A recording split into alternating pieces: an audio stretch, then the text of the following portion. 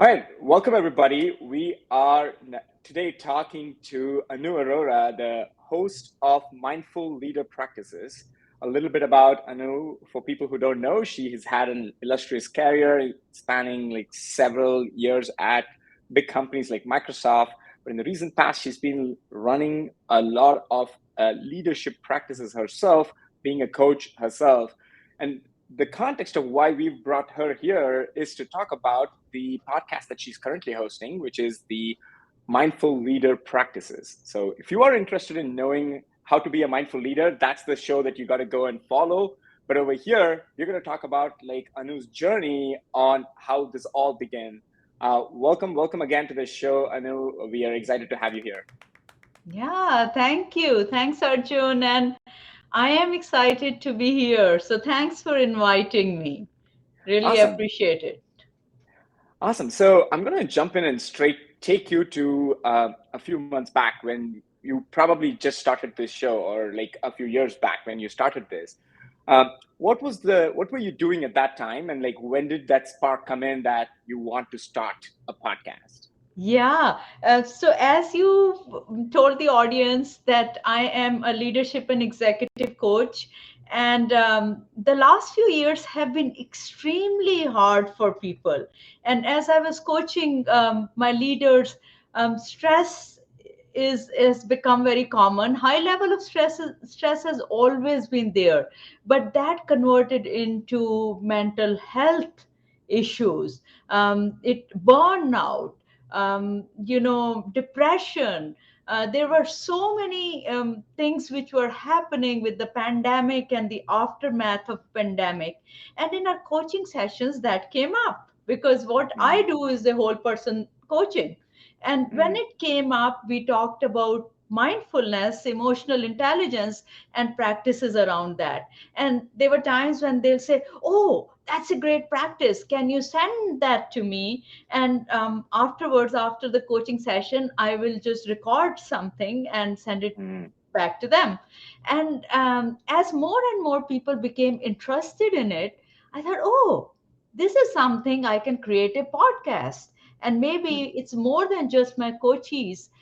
There are more people who need it. And definitely, when I saw the response to the podcast, there's so many more people who need this.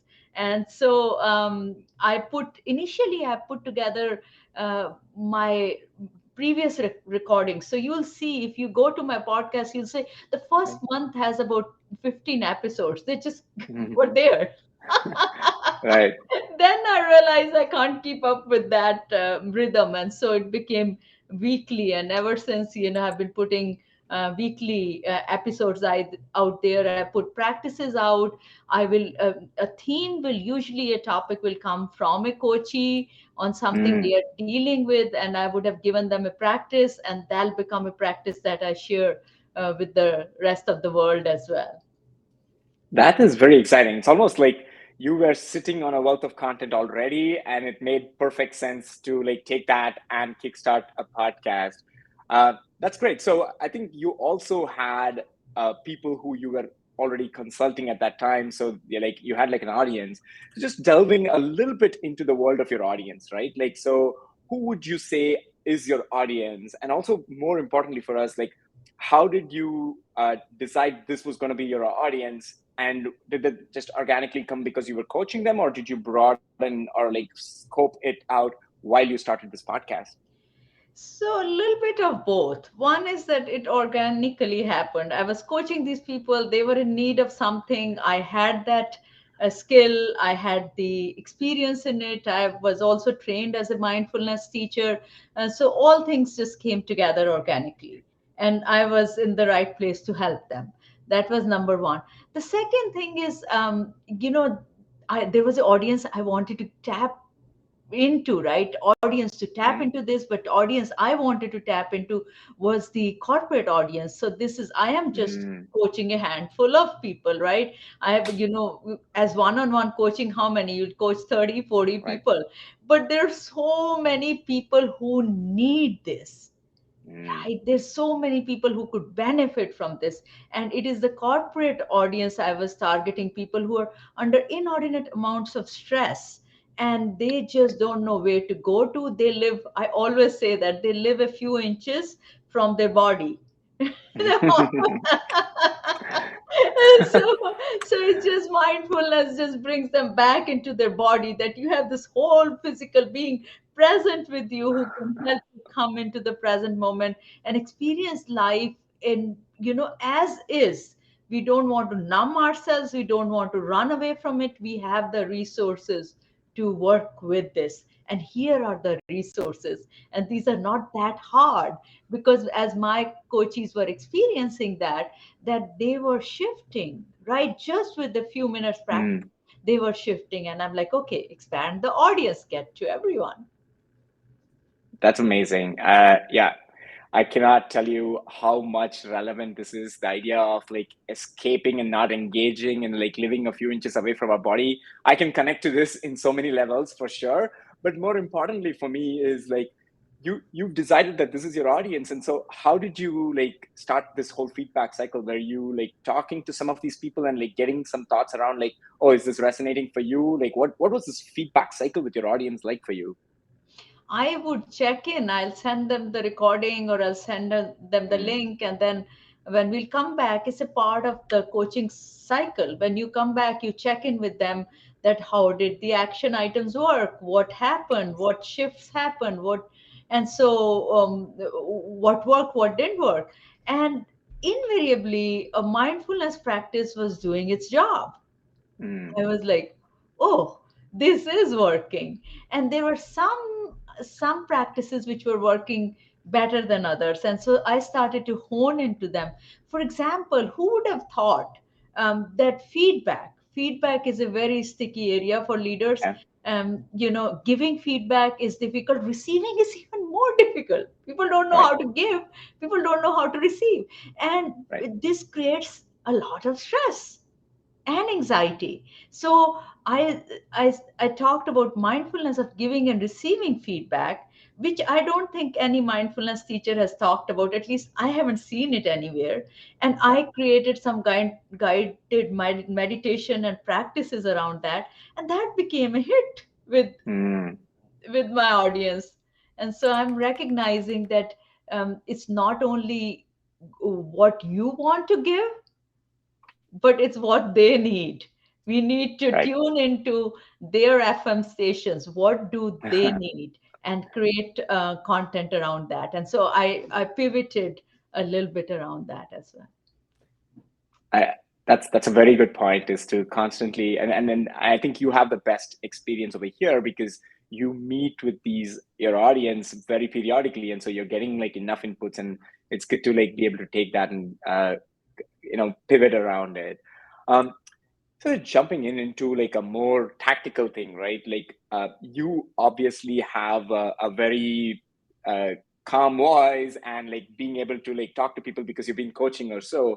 But many people like think about this as like, it's like, hey, how should I host this show? Like, what kind of voice should I have? When I say voice, not just the actual voice itself. Like, what's a tone for my show, and like, how do I like start presenting it? Tell me about like, did you find a bit of a struggle when in the initial days about like when you were running a podcast, or did it just come naturally to you? How did you find your voice? I'm still working on that, finding my voice. I think it's a process. So when I initially started my podcast, I was just doing these meditations, guided meditation recordings, and Mm, just putting them out there. Um, but the biggest value I knew for my audience was that when I give a little bit background, mm, what's the challenge with feedback, right? What's the mm, challenge with when people give feedback like you should have executive presence, or we didn't promote you for these reasons, or what's the challenge with all those things that leaders are saying, which meant that I had to bring my meaning into those guided meditations. That meant talking. And now mm. that meant voice. And Right. I wasn't sure of that. And then I said, let me just start with interviews. So Mm, sometimes the best way to get in is to get other subject matter experts. It's not always that you are the expert. There are so many people who have expertise in the areas that you want to cover. And that's what I started doing. And one thing people have appreciated and given me feedback on is how I kept that style very conversational. Like, I'm Mm, talking with you, I'm talking with them, and just being genuine, authentic, our own selves. And that's the best I can do. And then I don't have to be somebody else or create some voice. It's the voice there. It's just, as you're saying, find it or right, project it or bring it out. And that's all I have to do. And the more natural I am, the more chances are that it'll find its way. nice. So that's how I worked on the voice. That I love that. I think just being your natural self and like keeping that as a process of slowly finding it rather than like, oh, I'm not going to start until I find that or anything like that. I think I appreciate that quite a bit. So you mentioned that like, interviews are essentially like the most easiest things to get started and they are the most natural way to like get started on a show. Um, is that still like I've seen some of your past episodes as well, so you do a mix of like your own personal guided meditation right now with like mixed in with interviews. Now how do you balance these two, or like how do you decide like what your next few episodes are going to be? So it's again has been a organic process. Okay. For example, I'll give you an example. So last few weeks have been super hard. There were Mm. three different incidents where there were accidental fatalities Oh, no. in the community, young people losing their lives, and grief was is on top of my mind as I was working. I knew these people. I went and met with them, and you don't know what to say. You don't know how to help them. Even as a mindfulness teacher, I don't want to interject, right? And Mm. yet I want to be helpful. And so I started working on this as a topic for for my podcast. So I created a guided meditation. Then I said, I need an expert on this. I started looking for an expert. So I have a guided meditation episode which is coming out this Thursday, and then I have a talk on it which I recorded, because in the meantime also researched on how do I process grief, Right. how I've processed my own grief over the years of losing my parents and other losses in my life. And even at workplace, there are things we are experiencing grief quite a bit. We just don't recognize it. We recognize with big events, but even when we lose our jobs, right, get a Yep. layoff, we experience grief with that, right? Right. So, and nobody teaches us how to process grief, not at workplace at least. So that's what I'm working on. So there was a guided meditation which is my easiest go to. I create meditations easily. I can practice them. It's my forte or my skill which comes naturally to me. And then a little bit more difficult is doing a talk which I do, but in between is the interview. But for that I have to find the right person. So a month of August, I think, will be a month where I talk a lot about grief, and happened all naturally.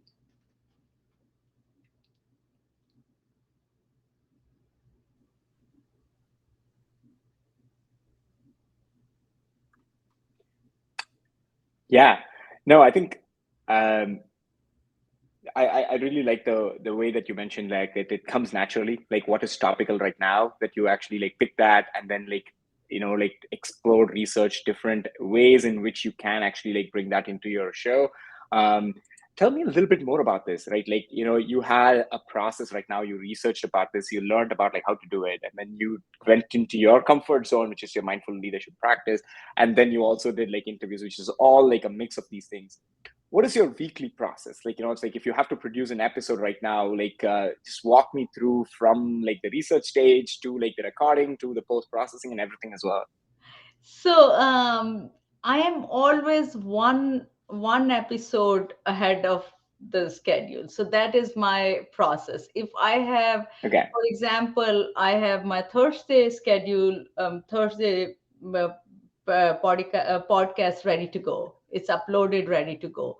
By Thursday, I will have the next Thursday podcast. So at least, that's what I'm Got adhering it. to.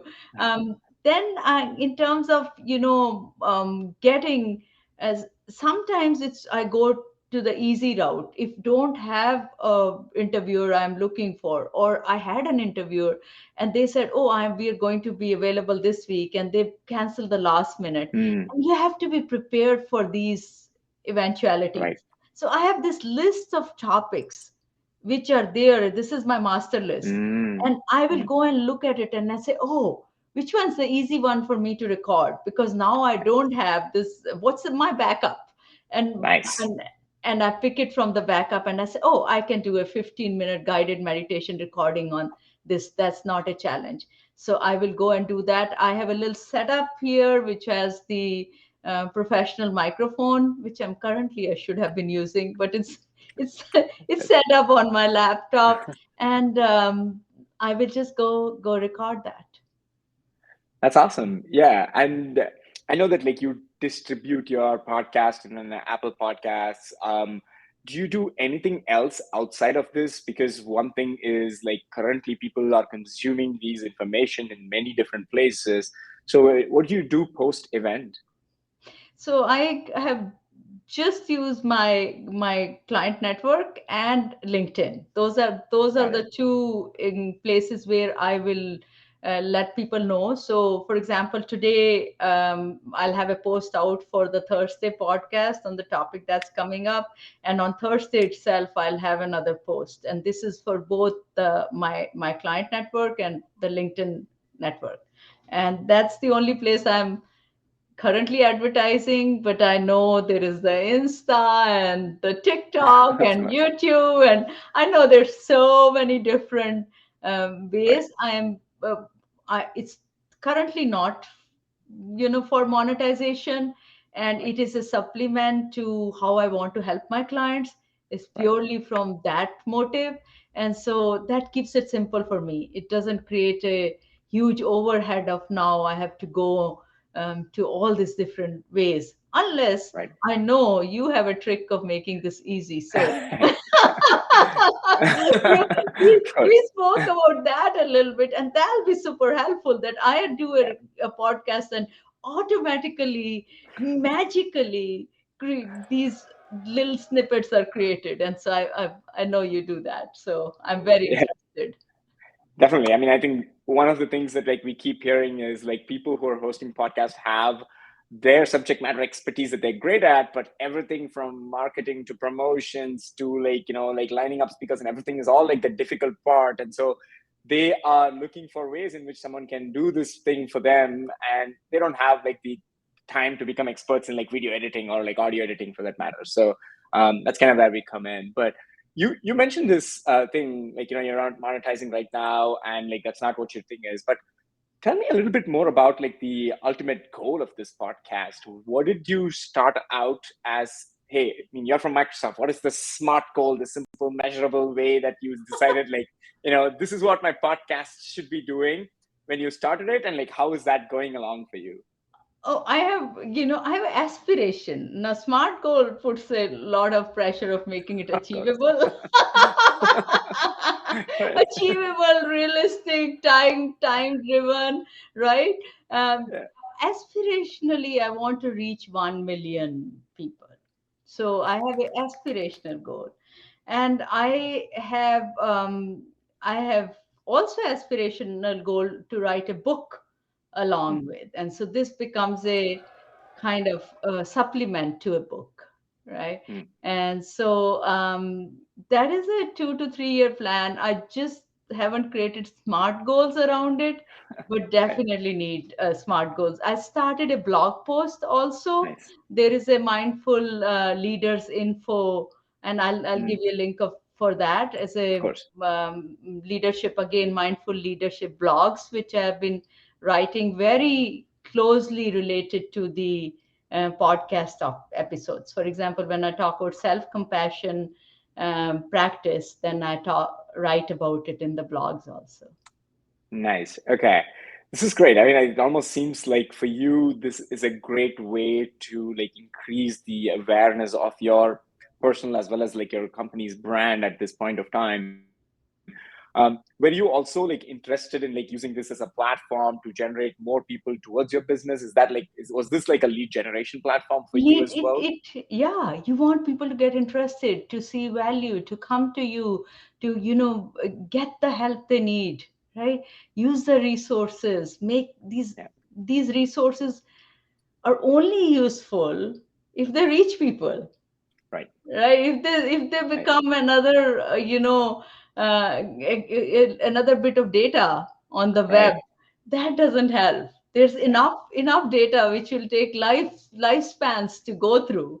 But if this data becomes easy, accessible, usable, valuable, then it makes it worth it. that makes a lot of sense. Yeah. Um, I'm sure there's another, you probably built your network talking to experts as well in this field. Tell me a little bit more about that, where, connecting to people to bring them on as special guests for your show. How much has that enriched your practice as well as like your learning about this process as well? It is so interesting, Arjun. This is the most, would you say, miraculous part of this show is the serendipity of meeting people who are in the same field, who are doing similar stuff, or who are just already made their way and have rich information which they are willing to share openly. So usually it starts with, I'll do a LinkedIn post, somebody will comment on it, and I would look at their profile and I'm like, whoa, this sounds very similar. And Right, then I'll reach out to them, and within a couple of days, we are together chatting, or we do an episode. I do an episode for them, they do an episode for me, something right, like that. Or we talk about what are they finding in their work, which I learn from. They finding from my work, they learn from, and it just becomes such a rich platform just by the virtue of this podcast. And right, for me, it's been 3 months, right, right. practically 3 months since I started it, and I have constant stream of downloads which are happening. I have people I'm meeting, average 2 or 3 people a week. I'm like, Right. wow, wow. Yeah, the whole network aspect is what everybody like talks about is like you don't realize how much that enriches your life. I love it. I love hearing that story. And you mentioned about like the serendipity of it. Love it.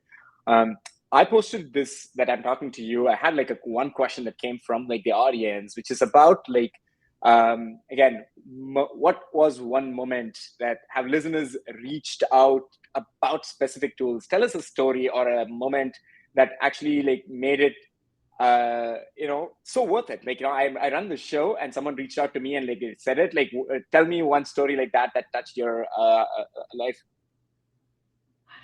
Oh,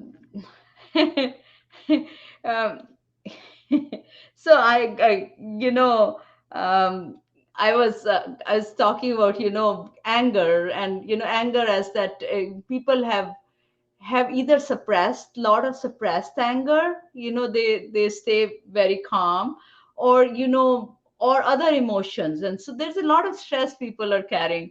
And this was one of the clients who was telling me. She says, well, I heard once that you person you are angry about, you write a letter about the people whom you are angry about, and then burn them. Mm. And she says, my question is, do I burn the letters too?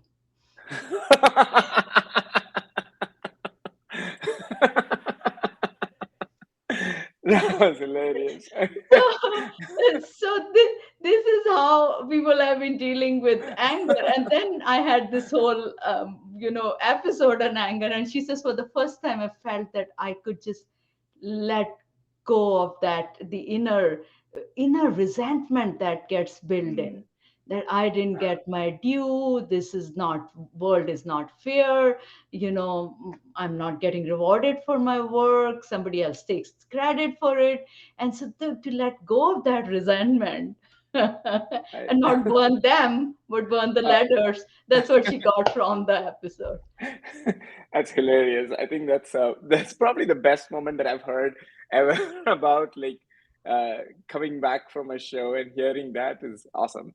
Um, awesome, and this was a fantastic conversation. I know that like I took a little bit more time than I planned to over here, but like appreciate you staying back and like answering all these questions for me. Thanks again for your time. I think once this show is over, I think the whole team is going to hear more about you and your show when we post about this. But thanks again. Thanks, Arjun. I appreciated every minute, and you asked some really insightful questions. Thank you. Thank you so much.